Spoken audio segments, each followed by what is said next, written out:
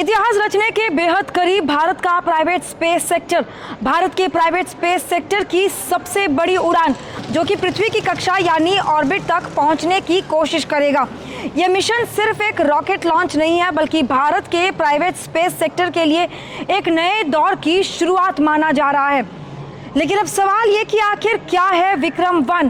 विक्रम-1 का नाम भारतीय अंतरिक्ष कार्यक्रम के जनक डॉक्टर विक्रम साराभाई के सम्मान में रखा गया है। यह लगभग 23 मीटर ऊंचा और 1.7 मीटर व्यास वाला 3 चरणों का ये रॉकेट है।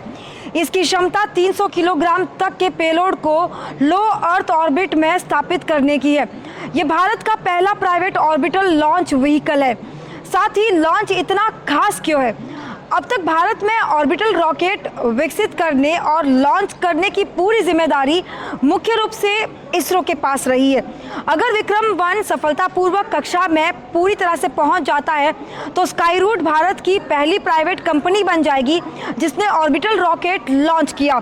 दुनिया की उन चुनिंदा प्राइवेट स्पेस कंपनियों में शामिल हो जाएगी जिन्होंने यह उपलब्धि हासिल की है। आज भी पूरी दुनिया में बहुत ही कम प्राइवेट ऐसी कंपनियां हैं जो कि ऑर्बिटल लॉन्च करने में सफल रही है। 2022 से शुरू हुई थी यह यात्रा। स्काईरूट ने नवंबर 2022 में विक्रम एस नाम का सब ऑर्बिटल रॉकेट लॉन्च किया था, जिसका नाम प्रारंभ नाम से इस मिशन ने जो है स्काईरूट को भारत की पहली पहचान दिलाई थी और प्राइवेट रॉकेट लॉन्च करने वाली कंपनी बनाया था। अब विक्रम-1 उससे कहीं ज़्यादा चुनौतीपूर्ण मिशन है क्योंकि इसका मुख्य लक्ष्य पृथ्वी की कक्षा तक पहुंचना है। लेकिन सवाल ये कि ऑर्बिट तक पहुंचना इतना मुश्किल क्यों है?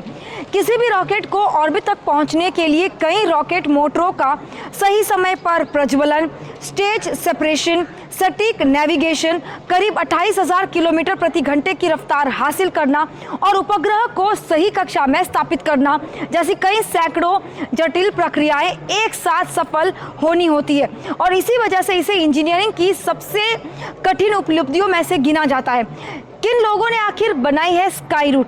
स्काईरूट एरोस्पेस की अगर बात करें तो स्थापना 2018 में पूर्व इसरो वैज्ञानिक पवन चंदना और साथ ही नागा भरत डाका ने की थी। आज कंपनी $100 मिलियन से भी ज़्यादा निवेश जो है वो जुटा चुकी है। इसकी वैल्यू करीब $1.1 बिलियन की है। हैदराबाद में आधुनिक रॉकेट निर्माण सुविधाएं स्थापित कर चुकी है। इसरो की इसमें क्या भूमिका रही है, ये कहीं ना कहीं सवाल जो है वो जहन में आता है। स्काईरूट के मुताबिक इसरो ने इस पूरी यात्रा में महत्वपूर्ण सहयोग दिया, टेस्टिंग सुविधाएं उपलब्ध कराई, साथ ही लॉन्च इंफ्रास्ट्रक्चर दिया, तकनीक सहयोग मिला और साथ ही इसरो के वर्षों में जो विकसित 400 से ज़्यादा प्राइवेट सप्लायर नेटवर्क का लाभ भी मिला है। यानी ये इसरो की सफलता के साथ साथ प्राइवेट सेक्टर के सहयोग का बेहतरीन उदाहरण है। लेकिन अब सवाल ये कि आखिर विक्रम-1 जो है अपने साथ क्या लेकर उड़ान भरेगा? इस मिशन में भारत और विदेशी उपग्रहों के छोटे उपग्रह, कमर्शियल पेलोड और एक्सपेरिमेंटल पेलोड जो है वो भेजे जाएंगे। मिशन सफल होने के साथ ही स्काईरूट नियमित कमर्शियल लॉन्च सेवाएं शुरू कर सकता है। भारत के लिए ये मिशन बहुत ही ज़्यादा महत्वपूर्ण है क्योंकि भारत ने हाल के वर्षों में स्पेस सेक्टर को प्राइवेट कंपनियों के लिए खोल दिया है। विक्रम-1 की अगर बात करें तो इसकी सफलता भारत के प्राइवेट स्पेस इकोसिस्टम को नई पहचान दिलाएगी, विदेशी ग्राहकों को आकर्षित करेगी, छोटे उपग्रह लॉन्च बाजार में भारत की हिस्सेदारी और भी ज़्यादा बढ़ाएगी, निवेश रोजगार के नए अवसर भी पैदा करेगी। भविष्य में बड़े और रीयूजेबल रॉकेट्स जो है उसको विकसित करने का रास्ता भी खोलेगी।